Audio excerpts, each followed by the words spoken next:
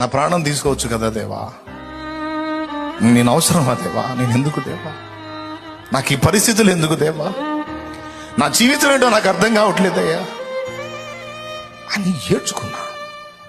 అంత ప్రెజర్, అంత ఒత్తిడి. అంటే చచ్చిపో, నా ప్రాణం తీసుకో అంటే ఎంత విరక్తి పుడితో మనిషి అలా అంటాడండి. కానీ నాకేం తెలుసు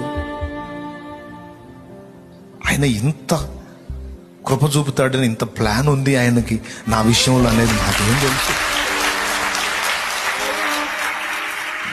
ఆ సమయం వచ్చిందాకా, మనలో దేవుడు ఉంచినటువంటివి బయలుపడిందాకా టైం పడుతుంది. అందుకే చెబుతున్నా, ఎవ్వరు కూడా మిమ్మల్ని మీరు తక్కువగా ఊహించుకోవద్దు. దేవుడు ఏదో వేస్ట్గా చేశాడు అనుకోవద్దు.